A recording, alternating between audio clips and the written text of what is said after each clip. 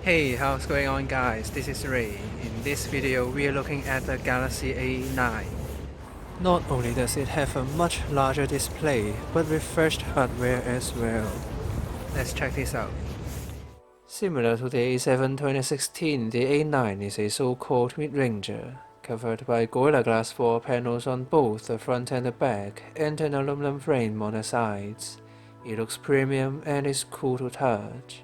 The design language and the build quality are just like the one we found on the premium offers from Samsung. The front panel, however, is in black for all color variants, and the super slim bezels look even slimmer thanks to the 2.5D glass. Without the shiny coating on the back, no LED notification light, but yes to microSD card slot. And the battery inside hits the 4000 mAh mark. Not only does it look great, it is also a practical design. Meanwhile, the specifications this time around is different from the rest of the A-series offers. The CPU under the hood features the latest Cortex-A72 architecture.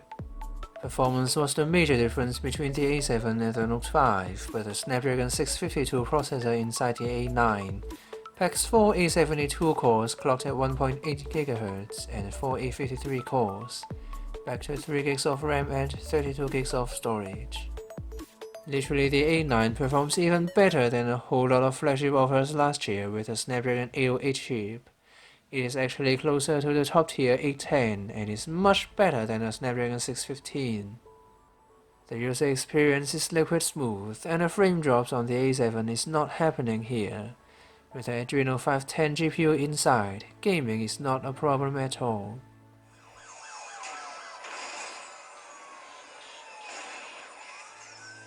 Another good news is all the Samsung goodies are here. Fingerprint sensor is a must, multi-window and floating windows which support tons of third-party apps, one-handed mode, and theming are all available on the A9 as a whole package.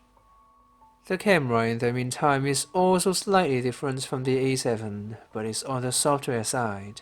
HDR mode now uses all the pixels on the sensor. However, 1080p is still the maximum size for video recording. And there's limited control inside the Pro mode, no manual shutter speed, and color temperature in Kelvin. Still, the camera on the A9 is the best we can get on a mid-range device.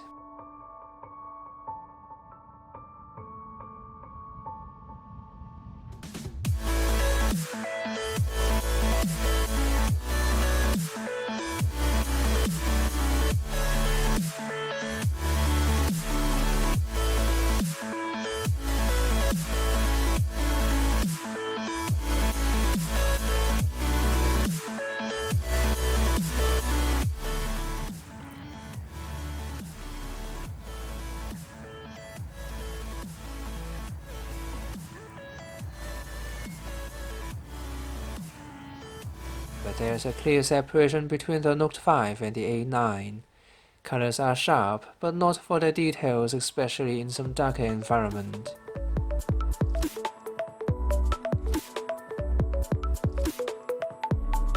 And yes, 1080p on a 6-inch display with Super AMOLED technology. It is not the sharpest thing in the world, but color reproduction, contrast ratio, deep black, extreme high brightness are almost identical to the Note 5.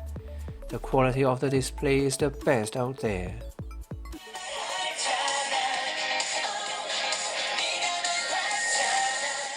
And the speaker here on the A9 is slightly richer in the mids and the bass than the A7, but it's not as crisp as the Note 5.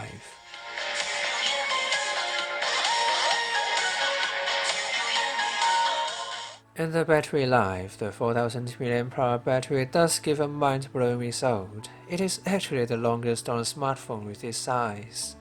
I'm excited to compare this to the new S7 Edge when I've received my unit. All in all, the premium build quality, close to flagship performance, microSD card slot, access to functions like multi-window, floating windows and one-handed mode, a gorgeous display with 1080p resolution, best in class but not the best camera, and a truly amazing battery life have once again closed the gap between the flagship lineup and the A-series mid-ranger. What do you think? Is it an alternative to the flagship devices, especially if you want a 6-inch display? Comment below. So it's the end of this video. Like this if you like this, and don't forget to subscribe. Once again, this is Ray. See you next time.